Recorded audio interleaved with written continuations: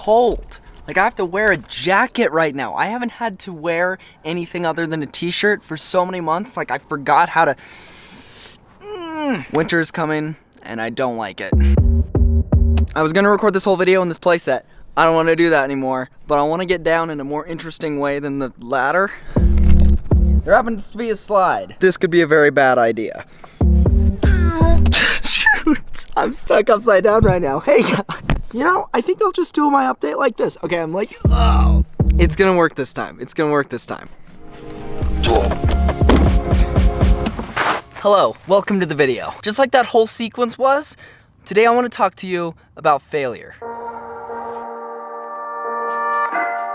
By the way, quick lighting tip, film right after sunset. Everybody knows the best time to shoot is golden hour, so during sunset, but I think a way more unique time to film is right after because you get this warm glow. The light is super constant, it's just so nice. You should try it.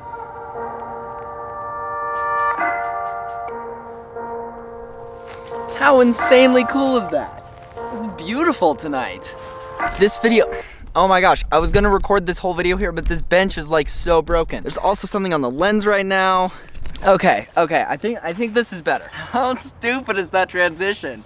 I always see YouTubers use that and I'm just like, why? Failure, what is that? I've always hated the term because it can be applied to so many different situations, whether that be a specific accomplishment or even personally making mistakes. A fail and a failure can be so universal that it can kind of get depressing thinking about how many failures you need to succeed in anything. But just think about the phrase, if at first you don't succeed, try again. I'm bad with quotes, but it's been something that I've been thinking about a lot.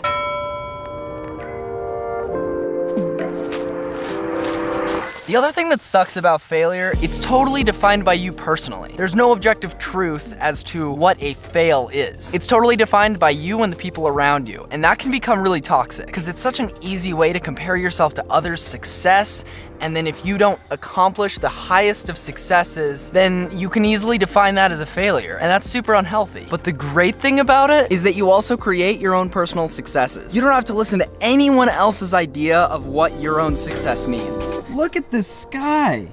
It's like bright blue and these beautiful like pinks and... Okay, I know so far this has been super hypothetical and like formal seeming. I didn't really mean for it to come across that way. But there is a reason that I've been thinking about this topic so much. And the more I think about it, I think I totally contradict myself about everything that I just said. I've been on YouTube since 2011. That's 7 years. And I'm 17. That's like a huge chunk of my life. It's really easy for me to look at that and see all these other creators that I've watched for a long time, but have skyrocketed. I don't have that. I'm not saying that I deserve that, just simply looking from a time frame perspective, which is what I tend to do the most often. It's difficult for me to go, I've been here for 7 years, even though right now I spend more time and put more effort into my videos than ever, they barely get 100 views. And most of the people who watch them are just my friends and family. And that comparing goes beyond the famous, huge creators on the platform. Where I struggle with it the most, I think, is comparing it to myself in previous years. What's up?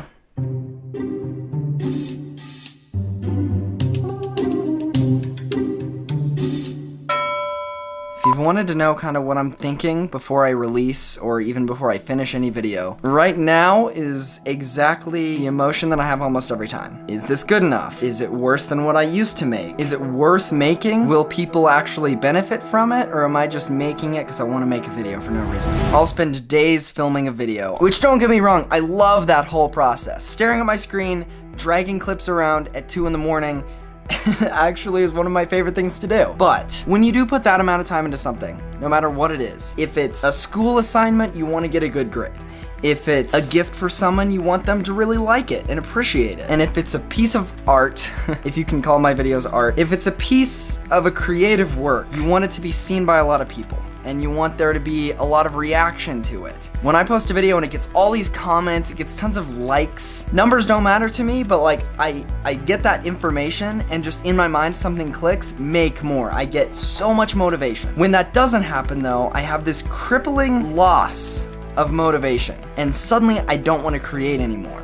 It doesn't feel worth it. It makes me totally question what I'm doing and question if I have any talent doing it. But that's not where this ends. In fact, I've grown to learn that those moments, those negative thoughts are all that you need to push you to better places. If you have constant verification that your work is great. I think I felt this way throughout high school because I worked super hard, I got good grades, and I wanted all of life to work that simplistic, easy way. But that's not what happens. Sometimes the hardest work goes entirely unnoticed, and that's okay. So when that does happen, and all of your time goes into one project, and it flops, or you make a mistake that you never thought that you would, it can be easy to see that and go, that's it. I shouldn't do this anymore, I shouldn't pursue it, but that gets you nowhere. Instead, rise up against that, realize that everyone makes mistakes, and no one can have everything go perfectly. In fact, those who think that their life will always go perfectly are the ones who end up with more of those failures, because then everything you are comparing to make the definition of that failure is insanely positive, when really, that's not reality. There will always be negatives. There will always be the downs, the lows, but there will also be those moments where everything goes right. And to appreciate that fully, you need the failures in your life. And on YouTube specifically, I'm trying to remind myself this every day. So that's it. I know this was cliche. You've probably heard this advice before.